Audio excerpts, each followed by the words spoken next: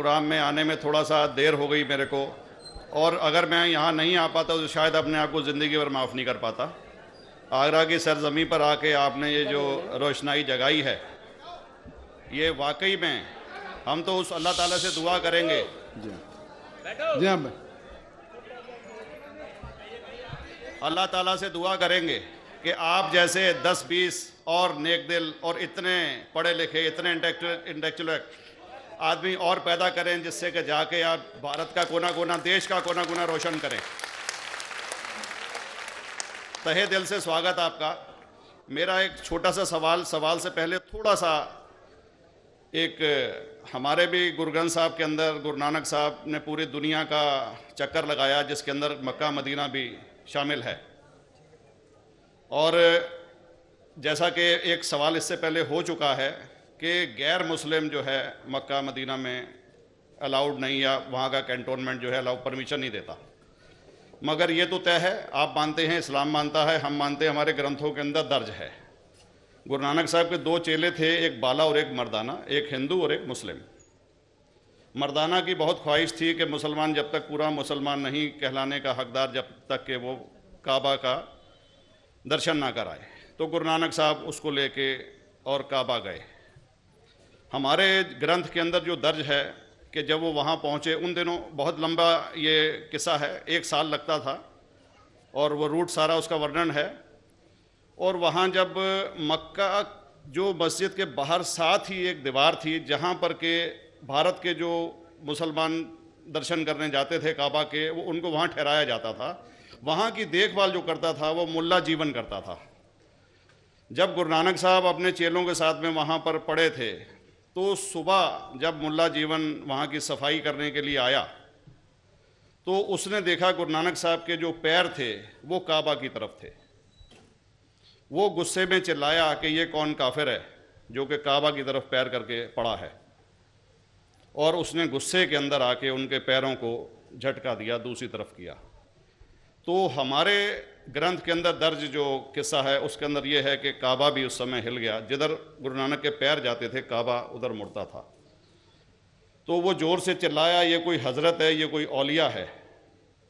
तो उस समय के जो काजी थे मक्का के, काजी रुकनुद्दीन साहब थे, और शाह शरफ, कई हस्तियों के नाम हैं उसमें।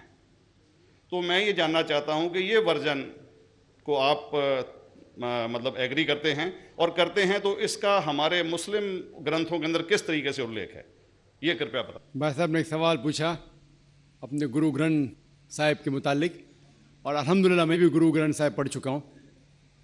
और जिस तरीके से, क्योंकि वक्त मुख्तसर सा होने की वजह से मुझे वक्त नहीं मिला कि गुरु ग्रंथ को भी कोट करूं। आपका सवाल का जवाब देने के पहले मैं आपसे ज़्यादा चाहूँगा कि इवन गुरु ग्रंथ की किताब पढ़ेंगे आप, ग्रंथ जिसे अधिग्रंथ कहते हैं, और कोई सिख से पूछेंगे कि खुदा का तसव्वुर क्या है, सबसे बेहतरीन जवाब कोई सिख दे सकेगा वो आपको कोट करेंगे जापूजी, जो गुरु ग्रंथ साहिब अधिग्रंथ के सबसे पहले चैप्टर है, सबसे पहला श्लोक, जिसके कहते हैं जापूजी। इसके मानी है कि God is true, he is only one, he is not begotten and is free from fear and want. क्योंकि मैंने अंग्रेजी में पढ़ा हूं इसलिए मैं अंग्रेजी में उसे कह रहा हूं कि खुदा एक ही है, वो हक है, और वो ना किसी को जना है ना किसी को जनेगा, और वो इमॉर्टल है, ना कभी मर सकता है। और इसको सिखिज्म में जो खुदा को कहते हैं Omkara, in manifest form he is Omkara, and unmanifest form he is एक ओमकारा।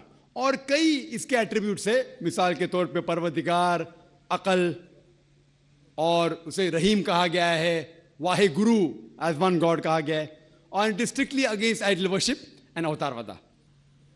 भाई साहब का सवाल था कि उनने ग्रंथ में पढ़ा कि गुरु नानक साहब मक्का के, और उनका पैर काबा की तरफ था, और कोई मौलवी ने पैर को हिलाए और काबा हिल गया। क्योंकि ये age of science and technology है, अगर कोई चीज़ जो किताब हजारों साल पहले लिखी गई है, 10,000 साल या 4,000 साल, तो शायद उसके बारे में हिस्टोरिकल रिकॉर्ड मिलना मुश्किल है। हालांकि इवन जीसस क्राइस्ट के बारे में 2,000 साल हिस्टोरिकल रिकॉर्ड है क्योंकि सिखिज्म जो एकदम नया मज़हब है, जितने मज़ाहिब के मुकाबले हिंदुस्तान में नया है, कुछ सैकड़ों साल पहले 15th सेंचुरी में, toward the end of the 15th century, Guru Nanak साहब जो पंजाब के थे, ये मज़हब तो कायम हुआ हार्डली 400-500 या 400-500 साल।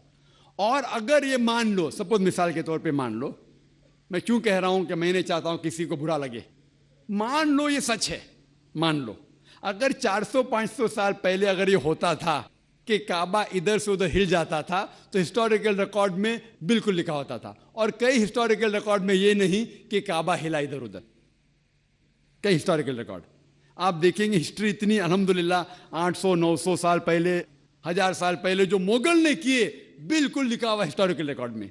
तो ये कहना कि गुरु नानक साहब वहां गए और काबा हिल गया, ये बिल्कुल साइंस के खिलाफ है, क्योंकि साइंस में कोई भी रिकॉर्ड नहीं है, वहां के देश के रिकॉर्ड में कहीं भी नहीं कि काबा हिला।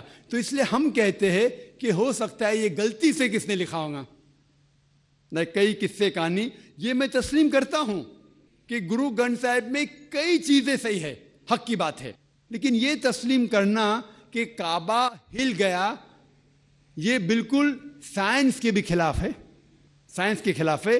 और इस्लाम में भी ये नहीं है। लेकिन ये कहना कि कोई गैर मुस्लिम जा सकता है, मुमकिन है चुपके से कोई गया तो हो सकता है, वो भी जवाब